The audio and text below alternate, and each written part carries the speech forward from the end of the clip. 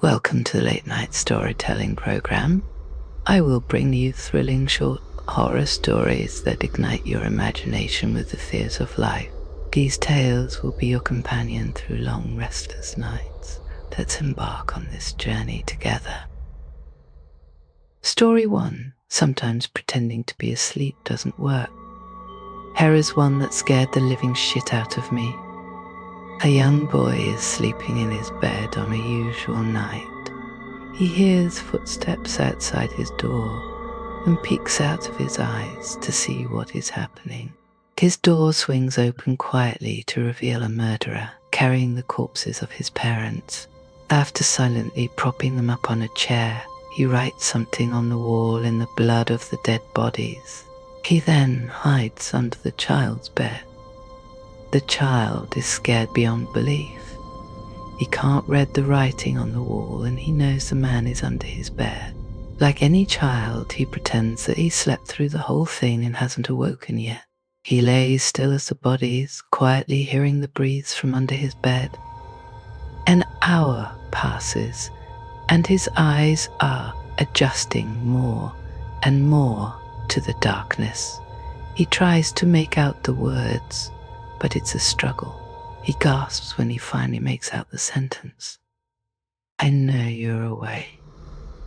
He feels something shift underneath his bed. Story 2. Hands. The doctor pulled the stethoscopia tips out and hung the device around his neck. Mr. Weatherby, all of your tests have come back negative and my examination shows nothing abnormal. Adam knew what was coming next. I'm not crazy, Doctor. I'm sorry, but there is no physical reason for why you occasionally lose control of your hands. A psychologist can help. I don't need therapy. I need answers. They seem to have a life all their own. I can't hold a job. I'm under investigation for assault. I almost killed my neighbor. This can't go on. I'll try anything at this point. After 2 weeks on a new medication, Adam saw no progress and grew increasingly depressed. He was convinced that despite what the doctors said, it was not a psychological problem. That night, a frustrated and angry Adam sat in a chair and drank bourbon. Drunk and hopeless, he stumbled to the garage and started the table saw, then slowly lowered his wrist toward the screaming blade. Detective Armstrong entered the garage, where several uniformed officers stood over the blood-soaked body. So what do we got? He asked, taking in the blood-splattered scene. This is a weird one, Detective. How so? Take a look at the body. He apparently chopped off his hands with the table saw and bled to death. Armstrong knelt down, and we can't find his hands anywhere. Story 3. What's in the basement? A mummy told me never to go in the basement, but I wanted to see what was making that noise. It kind of sounded like a puppy, and I wanted to see the puppy, so I opened the basement door and tiptoed down a bit. I didn't see a puppy, and then Mummy yanked me out of the basement and yelled at me. Mummy had never yelled at me before, and it made me sad, and I cried. Then Mummy told me never to go into the basement again, and she gave me a cookie.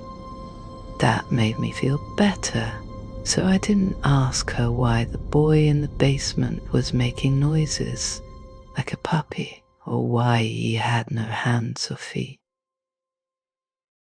Story 4. The new old house. We bought an old house, my boyfriend and I. He's in charge of the new construction, converting the kitchen into the master bedroom, for instance, while I'm on wallpaper removal duty. The previous owner papered every wall and ceiling. Removing it is brutal, but oddly satisfying. The best feeling is getting a long peel, similar to your skin when you're peeling from a sunburn. I don't know about you, but I kind of make a game of peeling, on the hunt for the longest piece before it rips. Under a corner section of paper in every room is a person's name and a date. Curiosity got the best of me one night. When I googled one of the names and discovered the person was actually a missing person, a missing date matching the date under the wallpaper. The next day I made a list of all the names and dates. Sure enough, each name was for a missing person with dates to match. We notified the police, who naturally sent out the crime scene team. I overheard one text say, "Yup, it's human." "Human? What's human?"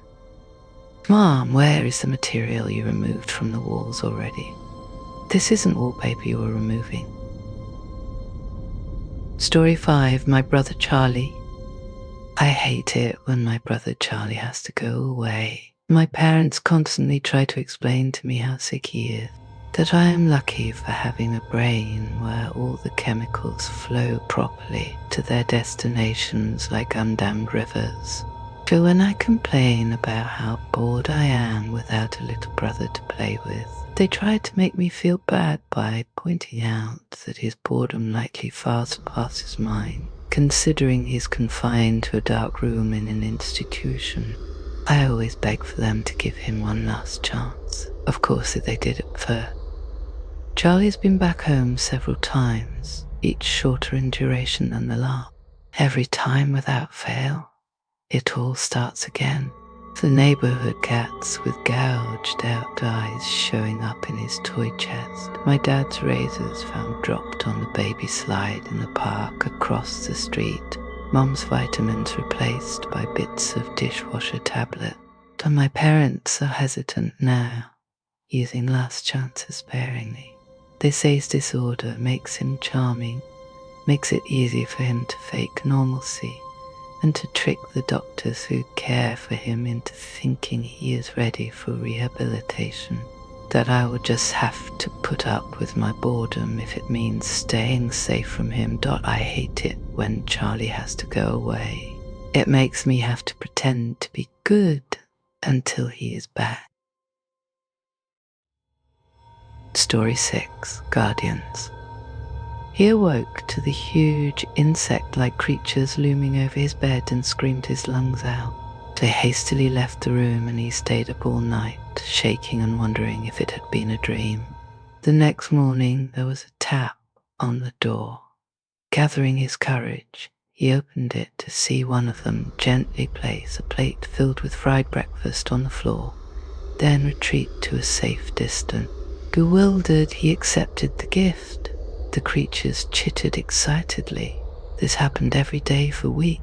At first he was worried they were fattening him up, but after a particularly greasy breakfast left him clutching his chest from heartburn, they were replaced with fresh fruit, as well as cooking. They poured hot steamy baths for him, and even tucked him in when he went to bed. It was bizarre. One night he awoke to gunshots and screaming. He raced downstairs to find a decapitated burglar being devoured by the insect. He was sickened but disposed of the remains as best he could. He knew they had just been protecting him. One morning the creatures wouldn't let him leave his room. He lay down, confused but trusting, as they ushered him back into bed. Whatever their motives, they weren't going to hurt him. Hours later, a burning pain spread throughout his body. It felt like his stomach was filled with razor wire. The insects chittered as he spazzed and moaned. It was only when he felt a terrible squirming feeling beneath his skin that he realized the insects hadn't been protecting him. They had been protecting their young. Story 7. There's no reason to be afraid. When my sister Betsy and I were kids, our family lived for a while in a charming old farmhouse. We loved exploring its dusty corners and climbing the apple tree in the backyard. But our favorite thing was the ghost. We called her Mother because she seemed so kind and nurturing. Some mornings, Betsy and I would wake up, and on each of our nightstands, we'd find a cup that hadn't been there the night before. The Mother had left them there, worried that we'd get thirsty during the night. She just wanted to take care of us. Among the house's original furnishings was an antique wooden chair, which we kept against the back wall of the living room. Whenever we were preoccupied watching TV or playing a game, Mother would inch that chair forward across a room toward us. Sometimes she'd manage to move it all the way to the center of the room. We always felt sad putting it back against the wall. Mother just wanted to be near us. Years later, long after we'd moved out, I found an old newspaper article about the farmhouse's original occupant, a widow. She'd murdered her 2 children by giving them each a cup of poisoned milk before bed. Then she'd hanged herself. The article included a photo of the farmhouse's living room, with a woman's body hanging from a beam. Beneath her, knocked over, was that old wooden chair, placed exactly in the center of the room. Story 8, Warrior of God. If God exists, why is there so much evil in the world? It's a common question, but it is misplaced. All things must have balance, light and dark, good and evil, sound and silence. Without one, the other cannot exist. So if that's true, then God does nothing to fight evil. That might be your follow-up question. Of course he fights evil. Relentlessly. I am D'Artagnan, one of his most holy and righteous angels. I roam the earth, disposing of evil wherever I find it. I kill the monsters you don't ever want to know about. I crush them completely so you can sleep at night. You humans have no idea how many of you live because of the work I do. But what about Stalin, Hitler, Ted Bundy, Jack the Ripper? Well, those are the minor ones I had to let live, for balance. The ones I destroy are too horrible and vile to survive. What's funny is, well, I would wager you never have heard the name D'Artagnan in any religious texts.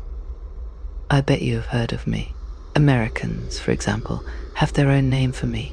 Sudden infant death syndrome. Story 9. Next time you'll know it. Have you ever walked into a room and found a vampire? No, not the sexy kind, but a foul creature with bony limbs and ashen skin. The kind that snarls as you enter, like a beast about to pounce. The kind that roots you to the spot with its sunken, hypnotic eyes, rendering you unable to flee as you watch the hideous thing uncoil from the shadows. Has your heart started racing though your legs refuse to? Have you felt time slow as the creature crosses the room in the darkness of a blink? Have you shuddered with fear when it places one clawed hand atop your head and another under your chin so it can tilt you, exposing your neck? Have you squirmed as its rough, dry tongue slides down your cheek, over your jaw, to your throat in a slithering search that's seeking your artery? Have you felt its hot breath release in a hiss against your skin when it probes your pulse? The flow leads to your brain.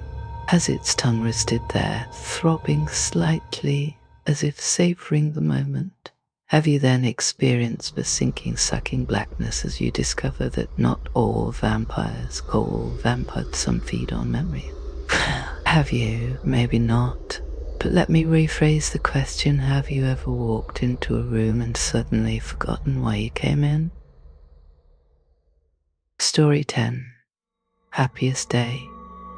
I watched as my soon-to-be father-in-law held his daughter's hand as he walked down the aisle. Tears streamed down his face as the wedding march that played in the background reminded him that in a few minutes he would be watching me hold his daughter's hand, and slipping on her ring H, he walked up to the altar, and I took hold of her hand, grinning from ear to ear. It was the happiest day of my life. My bride's father got down on his knees and started begging. Please, I did what you asked. Just please give my daughter back. I glared at him. Shut up and stop ruining the moment. If you sit back down and enjoy the ceremony, maybe I'll tell you where I've hidden the rest of her body. Story 11. hide and seek. Where are you? I scream. Panicked, I run through the abandoned farm. I can't find her. Not in the old house. Not in the barn. I run into the empty field, heart racing. As I scan the area, I run into a mound of dirt and trip, sprawling to the ground. Getting up, it hits me. Abandoned farm. I tripped over freshly tilled earth. Crouching down, I start frantically clawing with my hand. Scooping handfuls of dirt, I hit something hard, wood. Are you in there? I cry, pressing my ear to the wood. I hear muffled cries. I start digging again, but realize it's taking too long. Looking around, I see a garden shed. I sprint to it, ripping the door open. I see a shovel, still caked in dirt, probably the same one that bastard buried her with. I grab it. Running back, I started digging with purpose. Soon the wooden box is exposed. I toss the shovel and rip open the crate. She stares back at me, eyes wide. Bound, gagged, but alive, I sigh with relief. Thank God. I reach into my bag, pulling out my rag and chloroform. I crouch down, placing it over her face. She struggles, faints. I toss her over my shoulder. Ah, hell. My brother says as I walk back to the truck with a smirk. You found her. Yup, you almost had me though. I laugh. All right, my turn. Where did you put her? I gesture to the creek area, somewhere over there. Drowning's an issue though, Jack, he says, running off. I smile, watching him go. I love adult hide and seek. Story 12. The Eyes. I bought a new house in the small town of Winthrop. The house was cheap, but the most important part was that I needed to get away from the city.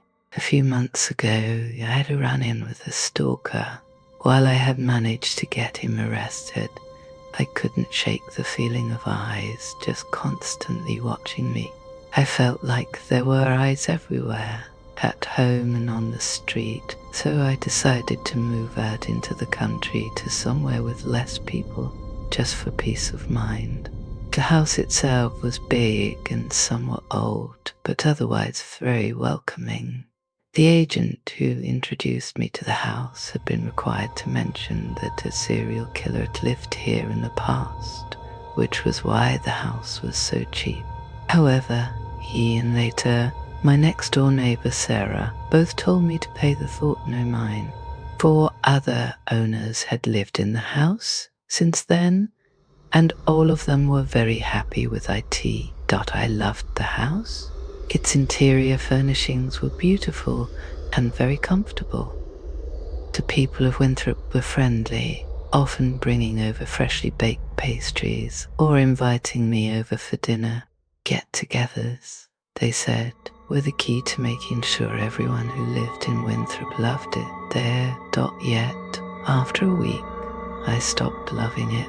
The feeling of someone watching returned, worse than before. I tried to ignore it, but soon I started losing sleep. Giant bags grew under my eyes and I began yawning, almost as much as I breathed. Sarah was kind enough to let me stay in her house for a few nights. It was during this time that I heard the legend of Forrest Carter, the serial killer who had lived in my house. While no one knows his exact kill count, Carter, also known as the Winthrop Peacock, was a man with extremely severe case of narcissism. Legends say that he couldn't fall asleep if he didn't feel like he was being watched. He was finally arrested for putting up a scarecrow to watch him during the night. Only it wasn't a scarecrow. Carter had murdered a 17-year-old girl just so her corpse could stare at him. The story gave me shivers, and after I went home I felt like there were hundreds of pairs of eyes just watching me. No matter how I turned out today, however, was the first day that I acted out. I was cooking breakfast when I felt the eyes. Instinctively, out of fear, I threw my kitchen knife, which lodged itself into the wall. As I pulled it out, I found myself staring at a pair of eyes, pickling in formaldehyde. I've been watching the police peel away the drywall of my house for hours now. So far, they've found 142 pairs of eyes in little glass jars.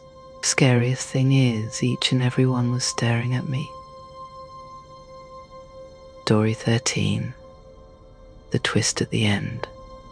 Cradling my 4-year-old daughter in my arms.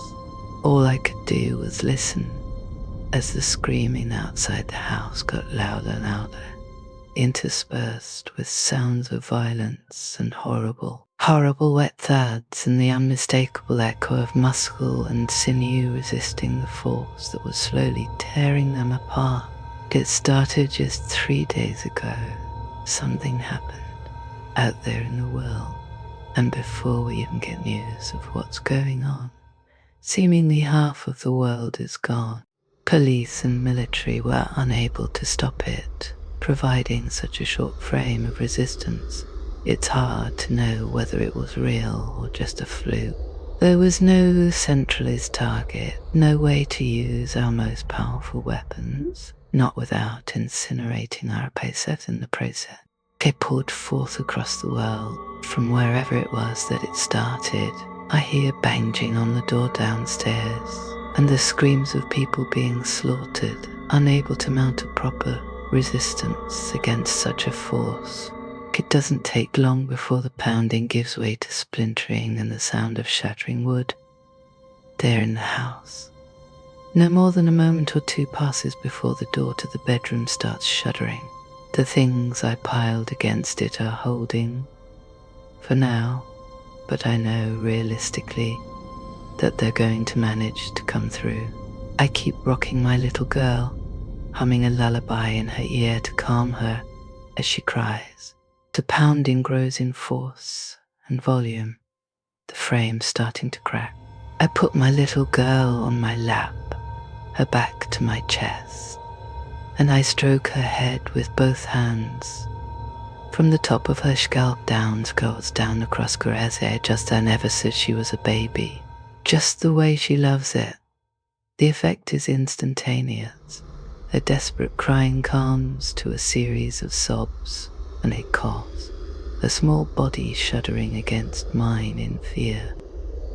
I keep humming to her, soothing her hair, acting for all the world as if nothing is out of place, not a single thing amiss. Agonizingly slowly, in a reverse cadence of the sound of splintering wood, she calms down.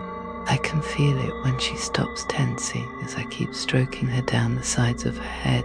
A final hiccup of a sob, and she falls quiet, her body relaxed. She doesn't even have time to realize what's happening as I twist her neck with a violent jerk, accompanied by a dry snap of a sound. She's dead before she can even slump down into my lap.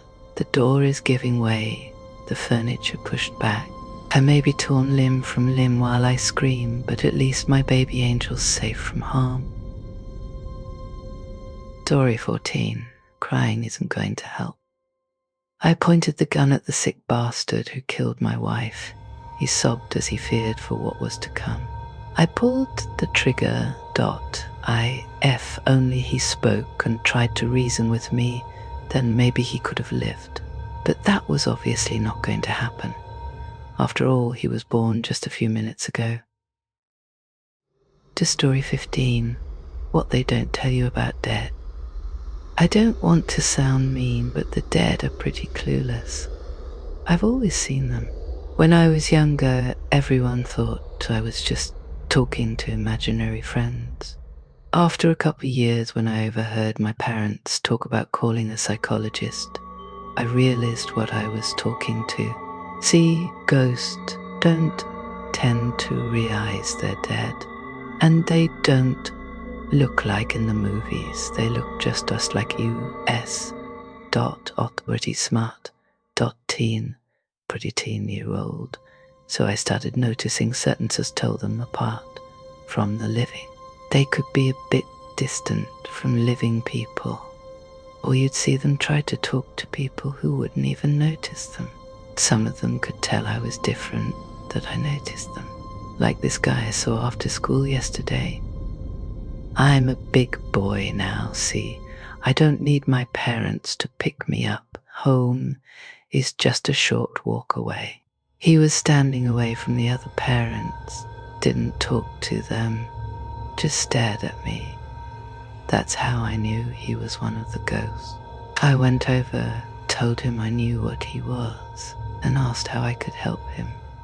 I don't remember much after that. I think because of what happened this morning. Downstairs, my parents were crying. I tried talking to them, but they ignored me. They must have died last night somehow. Sometimes the new ghosts wouldn't talk to me. Some police officers and reporters just arrived. They won't talk to me either, just my parents. It's weird, I've never seen so many ghosts together before. Why won't anyone talk to me? Story 16:10. A man leaves his house every morning to walk to work and passes a mental hospital, surrounded by a wooden fence. Every morning the patients are out in the yard and he can hear them saying in unison, 10, 10, 10, 10, 10. One day he gets curious and looks through a hole in the fence. Suddenly a stick shoots out and pokes him in the eye. Fuck, he says to himself. While walking away pissed off, he can hear the patients saying, 11, 11, 11, 11, 11. Story 17 years. When I was a child, my family moved to a big old 2-floor house with big empty rooms and creaking floorboards. Both my parents worked, so I was often alone when I came home from school. One early evening when I came home, the house was still dark. I called out, Mum, and heard her sing song voice say yes from upstairs. I called her again as I climbed the stairs to see which room she was in, and again got the same yes. Reply, we were decorating at the time, and I didn't know my way round the maze of rooms, but she was in one of the far ones, right down the hall. I felt uneasy, but I figured that was only natural, so I rushed forward to see my mum, knowing that her presence would calm my fears, as a mother's presence always does. Just as I reached for the handle of the door to let myself into the room, I heard the front door downstairs open and my mother call, Sweetie, are you home? In a cheery voice. I jumped back, startled, and ran down the stairs to her. But as I glanced back from the top of the stairs, the door to the room slowly opened a crack. For a brief moment, I saw something strange in there, and I don't know what it was, but it was staring at me. Story 18. All I saw was red. A man went to a hotel and walked up to the front desk to check in. The Dave gave him his key and told him that on the wazir's room there was locked, and no one was allowed in there. She explained that it was a storeroom and that it was out of bounds. She reminded him of this several times before allowing him upstairs. So he followed the instructions of the woman at the front desk, going straight to his room and going to bed. However, the insistence of the woman had piqued his curiosity, so the next night he walked down the hall to the door and tried the handle. Sure enough, it was locked. He bent down and looked through the wide keyhole. Cold air passed through it, chilling his eye. What he saw was a hotel bedroom, like his, and in the corner was a woman whose skin was incredibly pale. She was leaning her head against the wall, facing away from the door. He stared in confusion for a while. "Is this a celebrity?" The owner's daughter. He almost knocked on the door out of curiosity, but decided not to.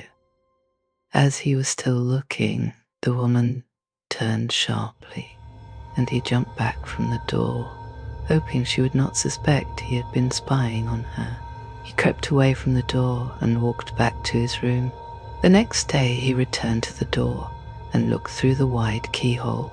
This time all he saw was redness. He couldn't make anything out besides a distinct red colour unmoving.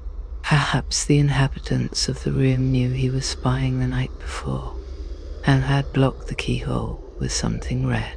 He felt embarrassed that he had made the woman so uncomfortable and hoped she had not made a complaint with the woman on the front desk. The man told her that he had, and she said, "Well, I might as well tell you the story of what happened in that room. A long time ago, a man murdered his wife in there, and we find that even now, whoever stays there gets very uncomfortable. But these people were not ordinary. They were white all over, except for their eyes, which were red." Story 19. Nunchuck. When my daughter was 2, I found her twirling paper towel tubes tied with twine in the air. I asked her what she was doing. She said she was practicing her nunchuck. I was very confused as she'd have no way of knowing what they were. I asked her what she meant, and she said that Adam had told her how to make them and showed her each night how to use them. She went on to say that Adam told her to practice because she may need to know how to defend herself someday. I almost freaked out, but asked her what Adam looked like. She said he was tall, blonde, and had blue eyes. She said, "Mummy, you know how he looks? You know him. He died of a headache. I had to leave the room, you see. 4 months before she was born, my tall, blonde, blue-eyed, Marshall blue-eyed brought brain aneurysm at the age of 27. She has not spoken of him since that day, so I'm not sure if I scared her with my reaction or if she had completed her lessons." Story 20. The Angel Statue. A few years ago, a mother and father decided they needed a break, so they wanted to head out for a night on the town. They called their most trusted babysitter. When the babysitter arrived, the 2 children were already fast asleep in bed, so the babysitter just got to sit around and make sure everything was okay with the children. Later that night, the babysitter got bored and went, but she couldn't watch it downstairs because they did not have cable downstairs. The parents didn't want children watching too much garbage. So she called them and asked them if she could watch cable in the parents' room. Of course, the parents said it was okay, but the babysitter had one final request. She asked if she could cover up the angel statue outside the bedroom window with a blebblop cloth because it made her nervous. The phone line was silent for a moment, and the father, who was talking to the babysitter at the time, said, "Take the children and get out of the house. We'll call the police. We don't own an angel statue." The police found both of the children, and the babysitter slumped in pools of their own blood within 3 minutes of the call. No statue was found,